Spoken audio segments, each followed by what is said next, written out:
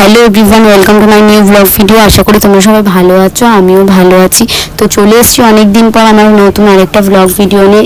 এটা হচ্ছে স্পেশালি আমার মেকআপের ভিডিও। আর তোমরা আমার মেকআপের ভিডিওতে অনেক অনেক ভালোবাসা দিয়েছো, অনেক সাপোর্ট করো আমাকে, তো তাদের জন্য অসংখ্য ধন্যবাদ। তো আবারও অনেকদিন পর একটা মেকআপের ভিডিও নিয়ে চলে এসেছি। এই মেকআপের ভিডিওটা হচ্ছে আমার বিয়ের 1 মাস পরের ভিডিও, কিন্তু আমি ছাড়ছি প্রায় 6-7 মাস পর, কারণ আমার সেরকমভাবে সময় হয়নি। আর এখন তো আমার আরোই সময় নেই। সত্যি কথা বলতে আমার বাবার শরীরটা ভীষণ খারাপ, তো তার জন্য আমাকে হসপিটাল ঘর করতে হচ্ছে। আমি ভিডিও ছাড়ারও সময় পাচ্ছি না, আর এমনি মনটাও ভালো নেই যে ভিডিও করব বা ছাড়বো বা এডিট করতে বসবো। তো অনেকদিন পর আমি ভাবলাম যে আজকে একটু ভিডিওটা এডিট করে ছাড়ি, কারণ ভিডিও এডিট করতে বসলে আমার মন থেকে অনেক দুশ্চিন্তা দূর হয়ে যায়। তো যাই হোক, মানে অনেক দিন পর আবার ভিডিও এডিট করতে বসলাম। তো তোমরা অবশ্যই জানিও আমার ভিডিওটা কীরকম হয়েছে না হয়েছে। তো ভালো লাগলে অবশ্যই আমাকে সাপোর্ট করো, লাইক কমেন্ট শেয়ার করে দিও আমার ভিডিওটাতে, যাতে আমি আরও গ্রোথ করতে পারি, আরও কাজ করতে পারি, আরও তোমাদের সাথে শেয়ার করতে পারি। তো আমার হচ্ছে প্রথমত ভিডিওটা তোমাদের ভালো লাগতে পারে, বাট মেকআপটা একদমই ভালো হয়নি, কারণ এই যে ইসকন ব্রাইডটা ছিল না, উনি প্রচণ্ড মানে অন্যরকম ছিল। তো তার জন্য ফার্স্ট কথা, আর আমার লাইফে ফার্স্ট টাইম আমি ইসকন ব্রাইড করেছি, আমি কখনো করিনি জীবনে।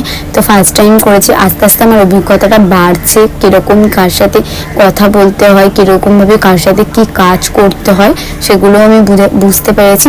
বাট এই ইসকন ব্রাইডটার বিহেভিয়ার কেননা ভালো ওটা বলছি, কারণ এনার কাছে আমি এক গ্লাস মানে জল চেয়েছিলাম, 1 বোতল।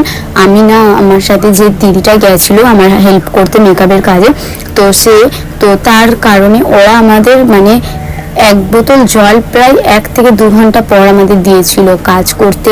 মানে আমরা জল নিয়ে গেছিলাম, বাট শেষ হয়ে গেছিলো জলটা, তার জন্য আমি আর খেতে পারছিলাম না। এবার স্বাভাবিক গরমে সবারই কষ্ট হয়, জল আমাদের সবারই লাগে। তো নর্মালি জল চেয়েছিলাম, উনি জলটা এতক্ষণ পর গিয়েছে, প্লাস হচ্ছে ওনার বাজে বিহেভিয়ার তো আছেই, সেটার কথা বাদই দিলাম। আর কি বলবো, ফাইনালি উনি আমাকে একটা লোকেশন বলেছিল, আর একটা লোকেশন ওনার ছিল, মানে এটা তো প্রথমত অনেকটাই উনি আমাকে বলেছিল এক জায়গা, কিন্তু ওনার বাড়ি আরেক জায়গায়, মানে অনেকটা দূর। আমাকে প্রায় 2 ঘন্টা তো জার্নিং করে আসতেই হয়েছে রাস্তায়। আর আমার গাড়ি ভাড়াও প্রচণ্ড বেরিয়ে গেছে। আমি ভেবেছিলাম সামনে আছে আমাদের ঘর থেকে, বাট সেইটা না, আমাদের ঘর থেকে প্রায় 2 ঘন্টার ডিস্টেন্স। উনি আমাকে সেসব কিছুই বলেনি, পরে বেরানোর পর আমি জানতে পারলাম। আর এখানে হচ্ছে ওনার বিয়ে হচ্ছে।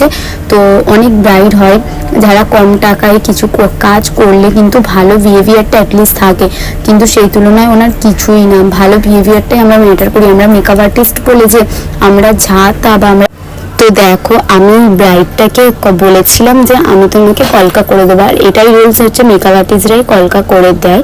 তো আমি এখন সেরকমভাবে মেকআপ আর্টিস্ট হতে পারিনি, সেটা বলাটা ভুল। আমি এখন নর্মালি সবে মানে আস্তে আস্তে আমার গ্রোথ করছি, আমি কাজ করছি, আমি কাজ দেখাচ্ছি সবাইকে, আস্তে আস্তে উঠছি। কিন্তু আমি সেরকমভাবেও এখনও যে নিজেই একদম মেকআপ আর্টিস্ট আমি সেটাও বলবো না, আমি ছোটোখাটোই একজন মেকআপ করি। তো যাই হোক, আমি ওনাকে বলেছিলাম আমি তোমাকে কলকা করে দেবো, বাট উনি শুনলো না, উনি বলছেন আমি নিজেই করে নেবো। তো ওনাকে আমি যখন মানে উনি যখন নিজে থেকে ইসকনের কলকাটা করেছিল না, তখন উনি 50 বার মানে মুছছিল, ওটা মুছছে আর করছে, আঁকছে কপালে ইসকনের এটা। তো দেখো আমাদের মেকআপ আর্টিস্টদের একটাই কি প্রবলেম, আমরা মেকআপের পর কিন্তু বারবার মোছা ফেরা করতে পারি না, কারণ আমাদের মেকআপটা পুরোপুরি নষ্ট হয়ে যায়। প্রথমে আমি ওনার পুরো মেকআপটা করে ফেলেছি, হেয়ার বাদে সব কিচ্ছু আমাকে মুছে ওয়াইপস দিয়ে মুছে তুলে দিতে হয়েছে, কারণ ওনার ওটা পছন্দ হচ্ছিল না, আর অনেক ডার্ক মনে হচ্ছিল। তারপরে উনি কখনো মেকআপ করেনি বলে ওনার ওরম মনে হচ্ছিল।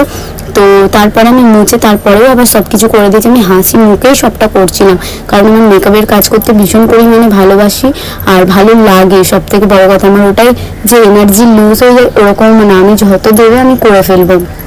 তো প্রথমত দেখো উনি ইসকনের কলকাটা বারবার মুছছে আর করছে, তারপরে আমাকে সেই করে দিতে হয়েছে। তারপরেও উনি আমাকে একটাও ভালোভাবে ভিডিও ক্লিপ দেয়নি। আমি বারবার চাওয়া সত্ত্বেও উনি বলছে আমার এইটা প্রবলেম হচ্ছে, আমার ওইটা প্রবলেম হচ্ছে। উনি এখানে মানে চুলকাচ্ছে, নাকের কাছে, চোখের কাছে, যেখানে ইচ্ছা উনি মানে নখ দিয়ে চুলকাচ্ছে। আমি ওনাকে বারণ করেছি, তার সত্ত্বেও উনি শোনেনি।